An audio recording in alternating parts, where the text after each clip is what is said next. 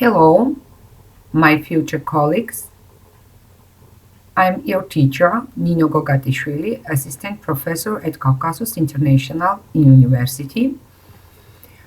You know, we have to switch on online teaching, and we're starting very important course. It is anatomy of cardiovascular system and neuroanatomy. In this course, we will focus on the following topics: cardiovascular system, large and small circuits of circulation, endocrine system, neuroanatomy, brain anatomy, anatomy of spinal cord, peripheral nervous system, sense organs. We have in whole 17 weeks, 6 weeks before midterm and 7 weeks after midterm. Evaluation is on the basis of oral and written quizzes. We have oral quizzes 6 times during semester, and we evaluate each of them by 3 points. Written quizzes we have 4 times during semester, and evaluation is also by 3 points, and in total it's 12 points. And at the end of semester we have individual presentation. It depends on our situation, and maybe we change evaluation system. But now in our syllabus we have like this. Today our topic is cardiovascular system, large and small circuits of circulation, heart, its structure and topography, heart supply and innervation. Basic purpose of cardiovascular system is to circulate blood to and from cells in the body in order to transport nutrients and remove wastes. And we know that the heart has 4 chambers, and right side of the heart receives oxygen-poor blood from the body tissue, then pumps this blood to the lungs to pick up oxygen and dispel carbon dioxide. The left side of heart receives the oxygenated blood from the lungs and pumps this blood throughout the body to supply oxygen and nutrients to the body tissues. The vessels that transport blood to and from all body tissues and back to the heart form the systemic circuit. We know the heart lies in the thorax, posterior to the sternum and costal cartilages, and rests on the superior surface of diaphragm. Now we are talking about coverings of heart. The pericardium, it is a 3-layered sac that encloses the heart. An outer layer of this sac we call fibrous pericardium. It is a strong layer of dense connective tissue, and it is like outer coat for heart. It holds the heart in place and keeps it from overfilling with blood. Deep to the fibrous pericardium is the double-layered serous pericardium. It is closed sandwich between fibrous pericardium and the heart. Itself, pericardium has 2 layers. Its parietal layer, which adheres inner surface of fibrous pericardium, and inner layer, it is visceral layer of serous pericardium, and we call it epicardium. So in this picture you see pericardium. It is fibrous layer of pericardium, and then you see 2-layered serous pericardium. Parietal layer of serous pericardium adheres fibrous pericardium, and visceral layer of serous pericardium, it is really outer layer for heart wall, and between this visceral and parietal pericardium we have pericardial cavity, which is filled with pericardial fluid. And here you see myocardium. It is itself heart wall, and it is really muscle of heart, a layer which actually contracts. And endocardium, it is inner layer of heart.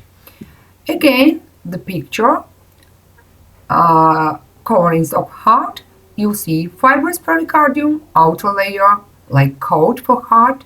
Then we have two-layered serous pericardium, parietal layer and visceral layer, and between them pericardial cavity filled with pericardial fluid. It is myocardium and it is endocardium. So, the wall of the heart has three layers. As I said, it's superficial epicardium, middle myocardium, and deep endocardium. So, epicardium, it is really inner layer of serous pericardium. All three layers are richly supplied with blood vessels. Now about epicardium. It is visceral layer of the serous pericardium, as I said, and this serous membrane is often infiltrated with fat, especially in older people. Myocardium forms the bulk of the heart. It consists of cardiac muscle tissue and is the layer that actually contracts. And endocardium, inside the heart, located deep to the myocardium, it lines heart chambers and covers heart valves. Now about heart chambers. As I said initially, we have four heart chambers, right and left atria superiorly and right and left ventricles inferiorly. Internally, heart is divided by a partition called interatrial septum between the atria and interventricular septum between the ventricles.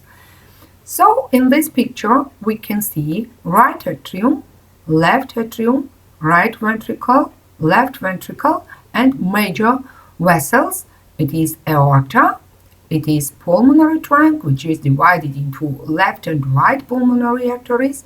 Here you see left pulmonary veins, right pulmonary veins.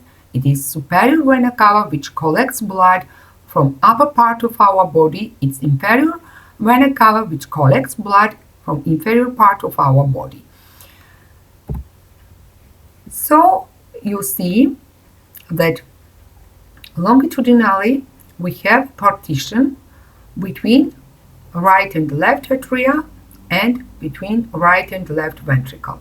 Between atria we call it interatrial septum, between ventricles we call it interventricular septum.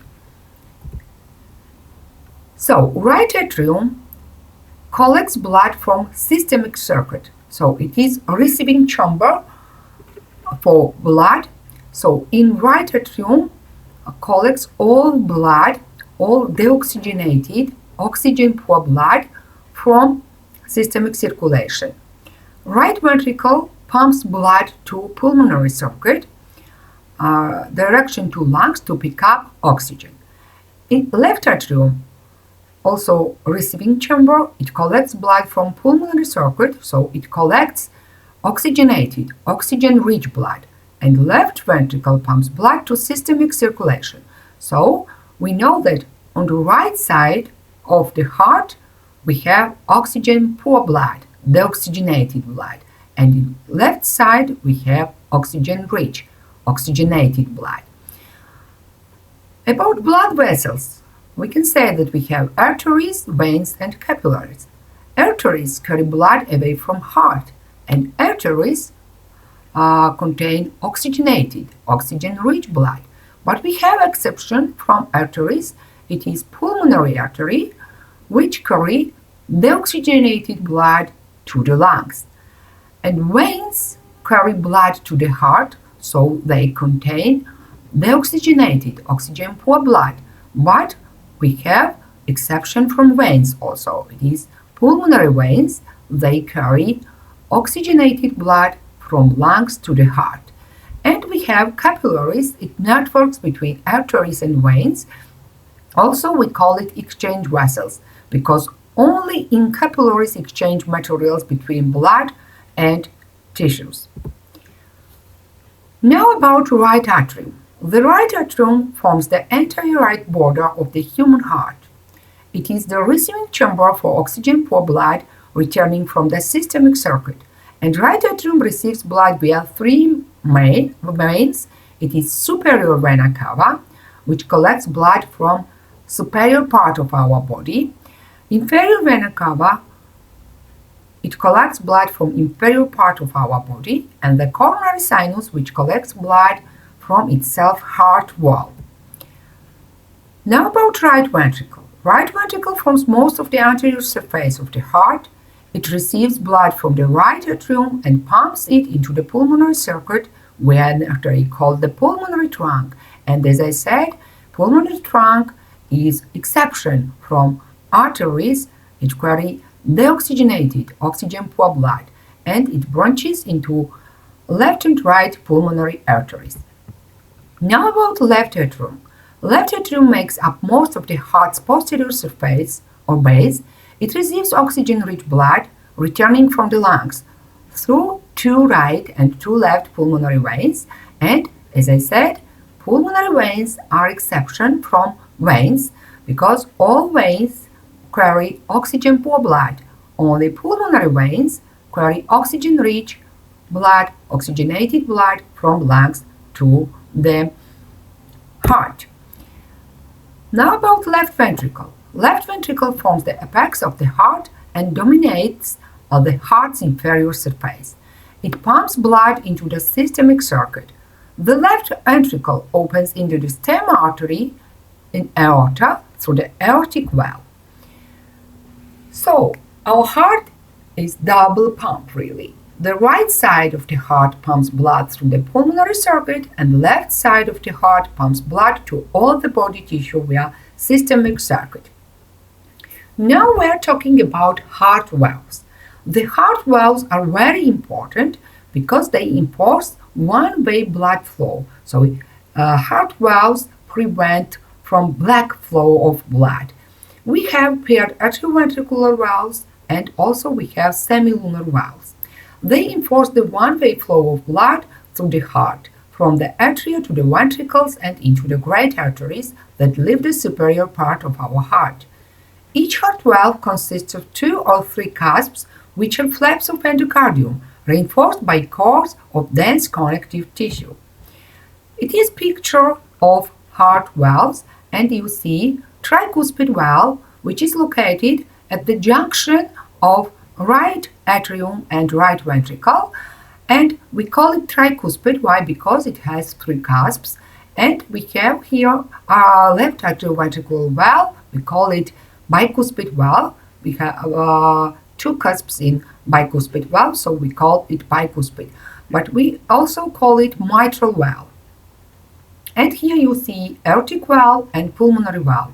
They are semilunar valves, and you see each cusp really looks like half moon. So atrioventricular valves located at the junction of the atria and their respective ventricles. The right atrioventricular tricuspid valve, which has 3 cusps, and the left atrioventricular bicuspid valve, which has only 2 cusps. And we call it, as I said, mitral valve because its cusps resemble the 2 sides of bishop's head or mitre. Again, picture to remember, it's right atrioventricular valve or tricuspid valve, it is mitral valve, bicuspid valve, left atrioventricular valve, it is aorta with valve, semilunar valve, it is pulmonary artery with valve. And you see here coronary sinus, which collects all the oxygenated blood from itself heart wall. Now about aortic and pulmonary valves. They are located at the junction of ventricles and the great arteries, and each of which has 3 pocket-like cusps shaped roughly like crescent moons. It means half moon. So again, our picture to remember about heart valves. So heart valves is very important to provide one-way blood flow, and it prevents backflow of blood from ventricles to the atria and from great arteries to ventricles. Heart valves open and close in response to differences in blood pressure on each side of the valve. The two atrioventricular valves prevent the backflow of blood into the atria during contraction of the ventricles, and the two semilunar valves prevent backflow from the great arteries into the ventricles. So, to summarize, pathway of blood through the heart. Blood coming from body regions superior to the diaphragm enters the right atrium via the superior vena cava, and blood returning from body regions inferior to the diaphragm enters via the inferior vena cava. Blood draining from the heart wall itself is collected by and enters the right atrium through the coronary sinus.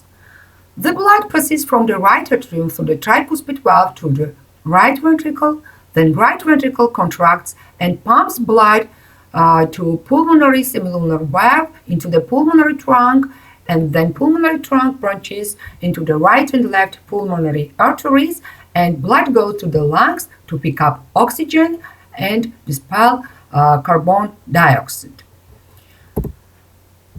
The freshly oxygenated blood returns via 4 pulmonary veins to the left atrium and passes through the mitral valve to the left ventricle. Left ventricle then pumps blood through aortic semilunar valve into the aorta, and then blood goes to systemic circulation. After delivering oxygen and nutrients to the body tissue through the systemic capillaries, the oxygen-poor blood returns again to right atrium, and whole cycle repeats continuously. Here you have a link where you can watch video about pathway of blood. And to summarize our circuits of circulation, pulmonary circuit and systemic circuit, you see on the right side of heart we have oxygen-poor blood, and we have it in blue. Oxygen-rich blood on the left side we have in red. And you see how blood goes from right atrium.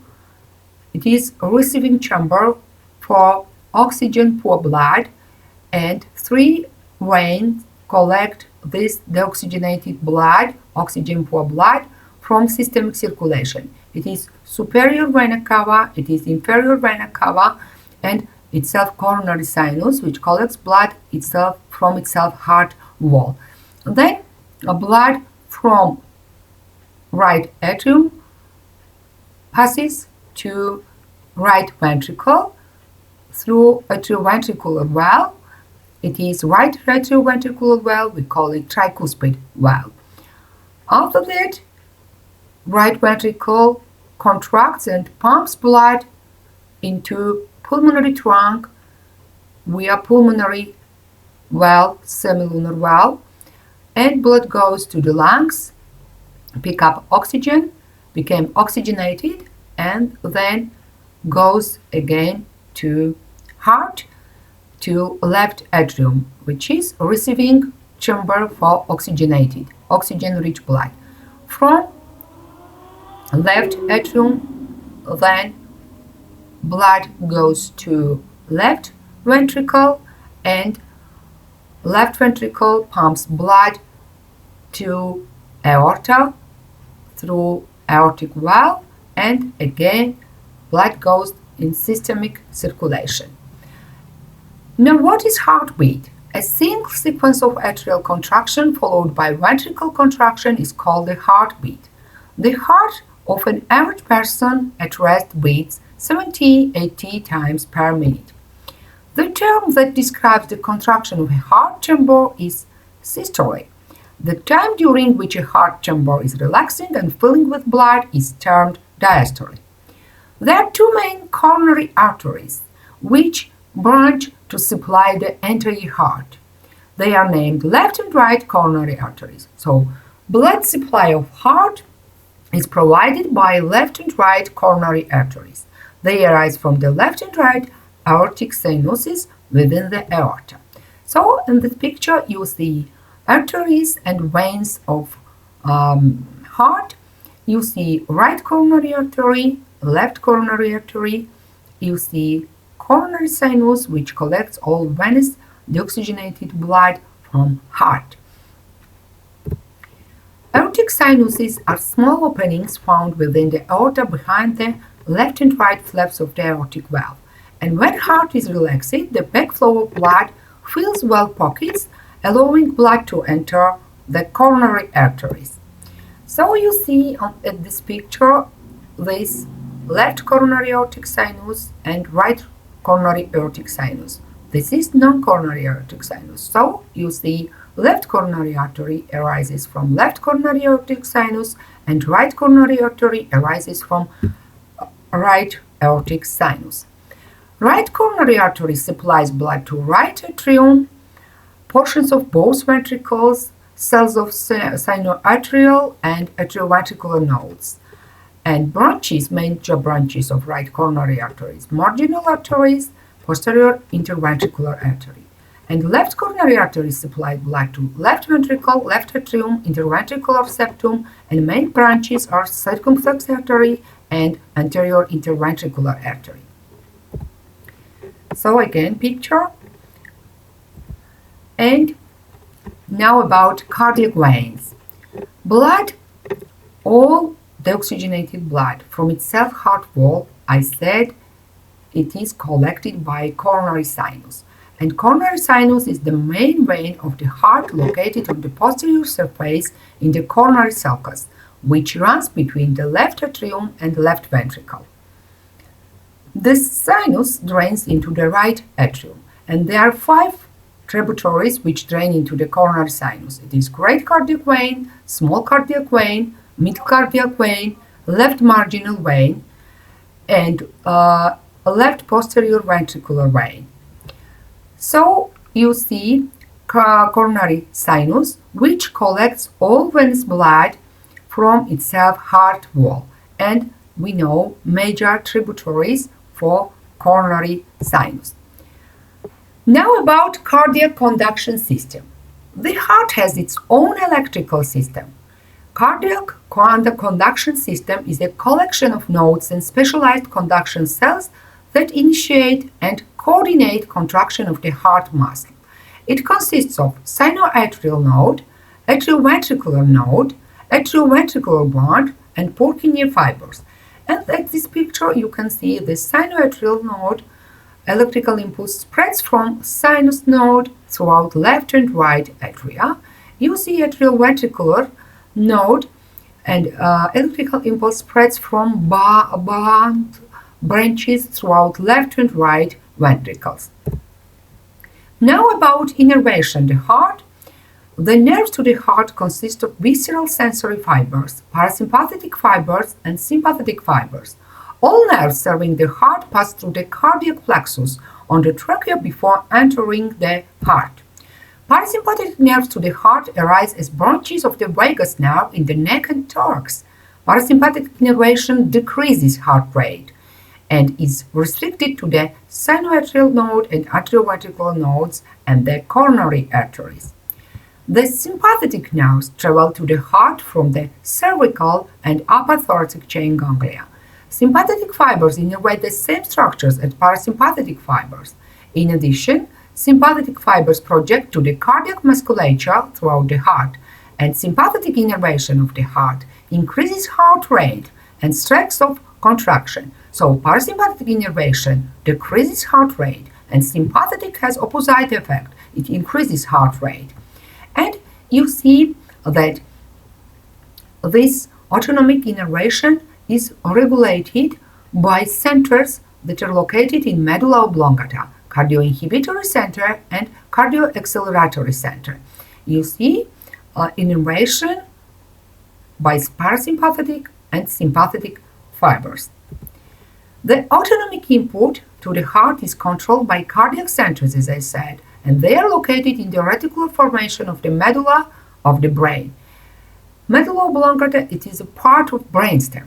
In the medulla, the cardioinhibitory center influences parasympathetic neurons, whereas the cardioacceleratory center influences sympathetic neurons. So, thank you for your attention. So, you have on the first page number of pages. You have to read it you need a book, Human Anatomy, 8th edition. Author is Maria. Thank you for your attention.